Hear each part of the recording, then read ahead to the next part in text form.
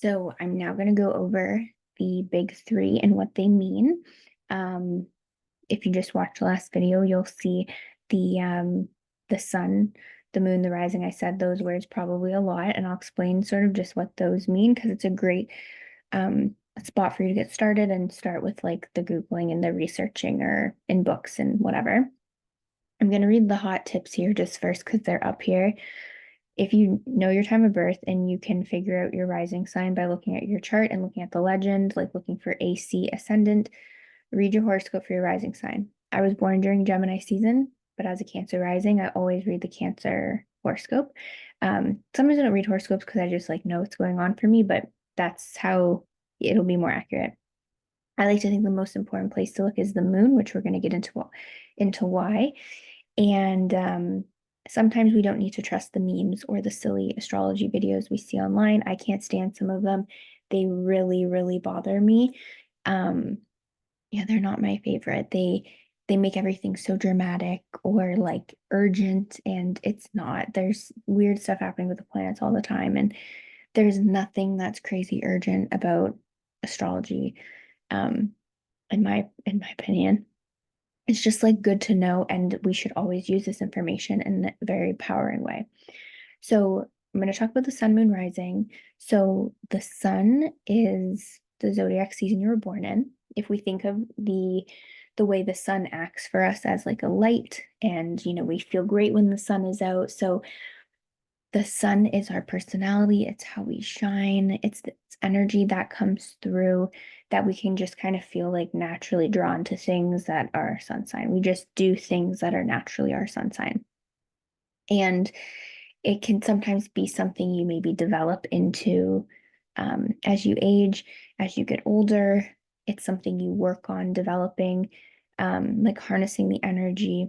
If you don't feel like the zodiac sign you are, like your sun sign, um, it could be you resonate more with something else that's going on in your chart, like maybe your moon and rising.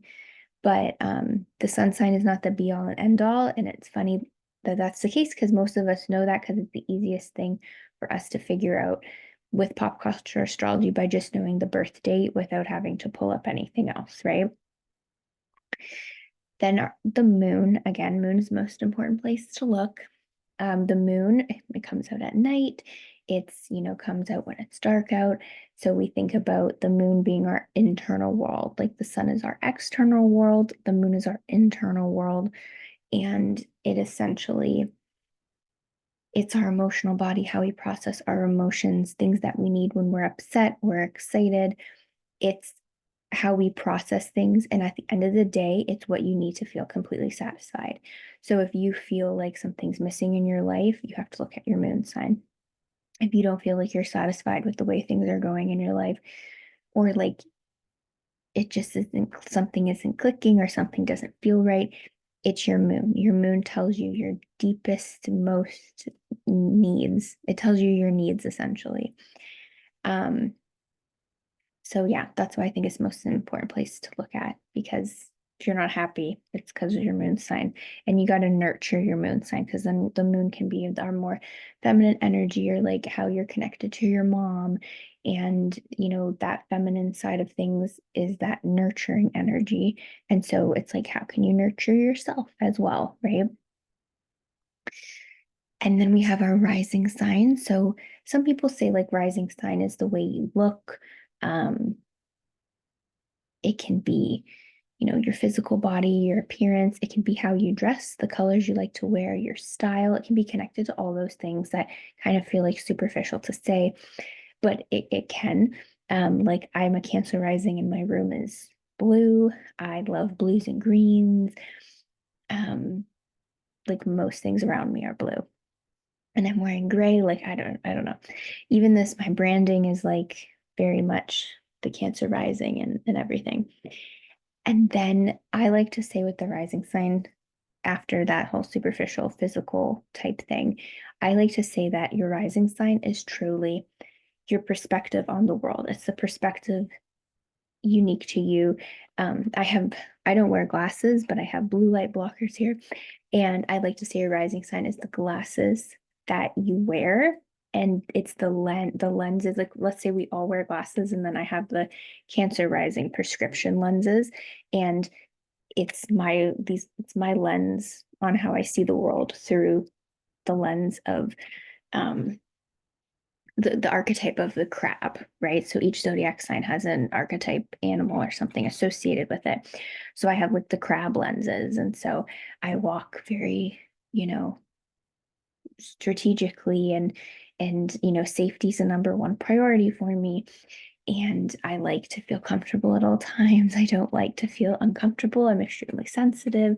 And so I'm very cautious with what I do. And I have like the safety glasses on. That's mine, right? But if you are a Libra rising, for example, you're going to maybe have pink glasses on, and you see everything through a relational lens and with people first and beauty and balance. And that's how you approach things much more socially as opposed to cautiously. Um, so that's truly how I see the rising sign. It's like how you're going to interact with the world and your perspective and your view on things. And then your rising sign sets up what I like to call your personal new year.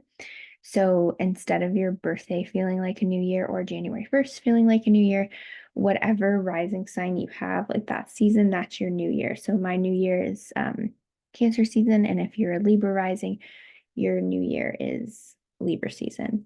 And that's my little take on the rising sign as well. Your rising sign is your new year, and that your chart, when you look at it, it can be looked at as a clock or a calendar, and your rising sign is like the beginning. So it's like your perspective, and it's your own personal cycle of things.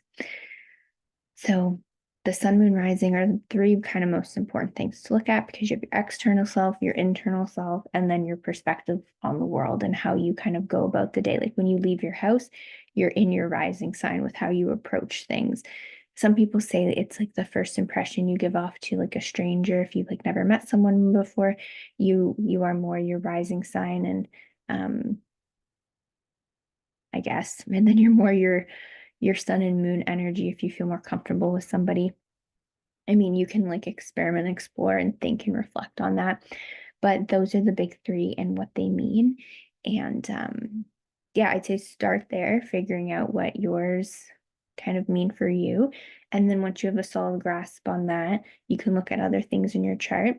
It's also cool to look at it's like a blend, sun, moon, rising blend. So I'm a Gemini sun, a Pisces moon, a Cancer rising. So I'm like one air and two water. So I'm very sensitive and emotional, but I love talking about things and teaching things. And so it can be cool to look at how the elements and the energies kind of work together in that big three there.